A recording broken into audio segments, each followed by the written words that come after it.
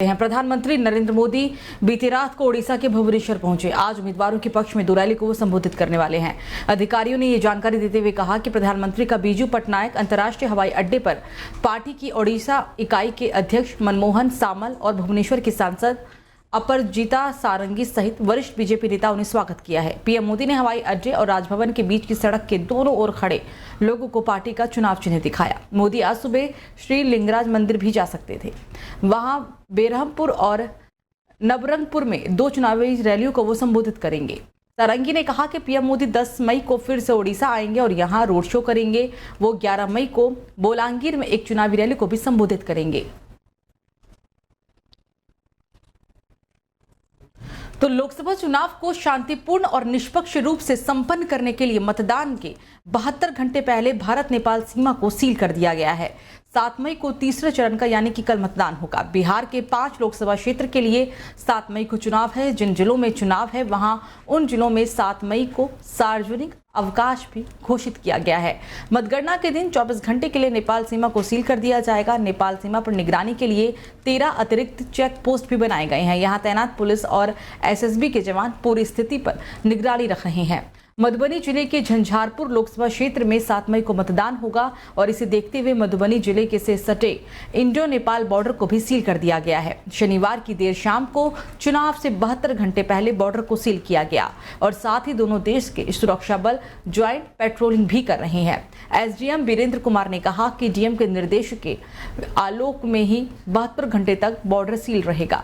अति आवश्यक और आवश्यक कार्यों को छोड़कर दोनों देश के पैदल ट्रेन और अन्य किसी भी प्रकार के वाहनों का आवागमन भी बंद रहेगा। तो कांग्रेस कार्यालय के बाहर हुई तोड़फोड़, आधा दर्जन गाड़ियों को इससे नुकसान पहुंचा है। दरअसल यूपी के अमेठी से एक बड़ी खबर सामने आई है, जहां गौरीगंज स्थित कांग्रेस कार्यालय के बाहर आधा दर्जन से अधिक गाड़ियों के शीशे तोड़े गए। इस घटना के सामने आने के बाद इलाके में तनाव का माहौल है। घटना के बाद कांग्रेस नेता और कार्यकर्ता काफी गुस्से में हैं। सीओ समेत स्थानीय पुलिस और अधिकारी मौके पर पहुंच चुके हैं। इस घटना के लिए कांग्रेस ने बीजेपी पर गंभीर आरोप लगाए हैं। यूपी कांग्रेस ने अपने एक्स हैंडल पर लिखा, हार के डर से बौखलाई भाजपा। अमेठी में प्रशासन की मौजूदगी में भाजपाइयों ने जिला कार्यालय के बाहर खड़ी दर्जनों गाड़ियों के शीशे तोड़ दिए। जिला अध्यक्ष प्रदीप सिंघल जी कार्यालय में मौजूद थे। उन्होंने कांग्रेस जनों के साथ उपद्रवियों को वहां से भगाया, लेकिन पुलिस हर बार की तरह तमाशबीन बनी रही, जैसे सब कुछ उसकी शय पर ही हो रहा हो। यूपी कांग्रेस ने कहा कि बीजेपी अपनी हार पहले ही मान चुकी है, तभी इतनी नीचता और ओछी हरकतों पर उतर आए हैं।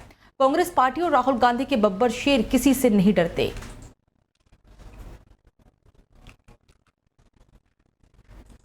तो राष्ट्रीय राजधानी से सटे शहर गाजियाबाद के साहिबाबाद इलाके में स्थित औद्योगिक क्षेत्र साइट 4 में एक कंपनी में भीषण आग गई। आग पर काबू पाने के लिए दमकल की 18 गाड़ियां मौके पर मौजूद है। ये आग रविवार को रात करीब 10 बजे के आसपास लगी थी।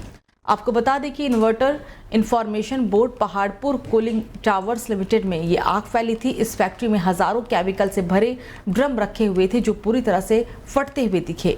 इन धमाकों की आवाज काफी दूर तक भी सुनाई दी थी। दमकल विभाग ने इस आग में किसी के फंसे होने की पुष्टि अभी तक नहीं की है। हालांकि आग को काबू पाने की कोशिश लगातार जारी है। दरअसल जिस फैक्ट्री में आग लगी है वहां करीब 700 लोग काम करते हैं।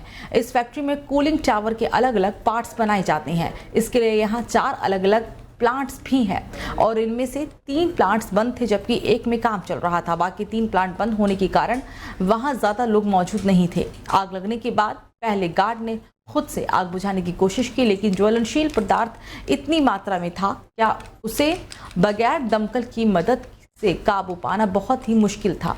बताया ये भी जा रहा है कि कंपनी में आग बुझाने का इंतजाम पर्याप्त नहीं था। संभव है कि अगर आग बुझाने के पुख्ता इंतजाम कंपनी में पहले से ही होते तो उस पर जल्दी ही काबू पा लिया जाता।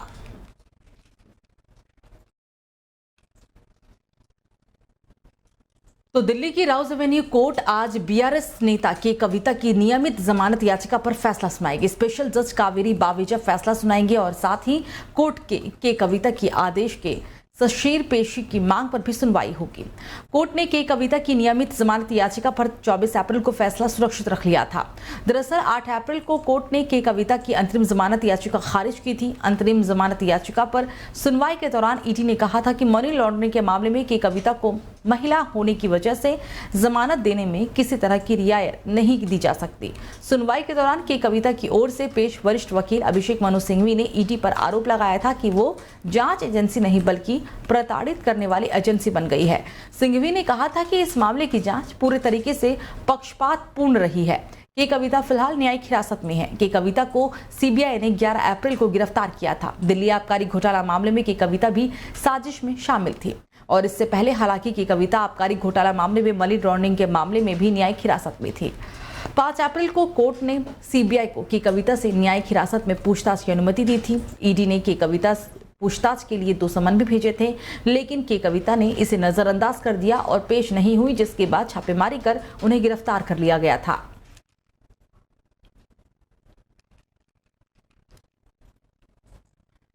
तो रांगपा शरद चंद्र पवार के अध्यक्ष शरद पवार ने स्वास्थ्य कारणों से अपने आज के कार्यक्रम को रद्द कर दिया है। पार्टी की पुणे इकाई के अध्यक्ष प्रशांत जगपात ने अब रविवार को जारी एक बयान में कहा कि जब वो दिन में अपनी बेटी और मौजूदा सांसद सुप्रिया सुले के समर्थन में बारामती में एक रैली को संबोधित कर रहे थे, उसी समय उन्हें गले में कुछ परेशानी हुई थी। उन्होंने कहा कि स्वास्थ्य कारणों के चलते सोमवार को होने वाली राजनीतिक रैलियों समेत उनके सभी कार्यक्रमों को रद्द कर दिया गया। वो बारामती स्थित अपने घर पर आराम कर रहे हैं। बारामती लोकसभा सीट पर उनकी बेटी सुप्रिया सुले का मुकाबला उनके भतीजे और महाराष्ट्र के उप मुख्यमंत्री अजित पवार की पत्नी सुनेत्रा पवार से है।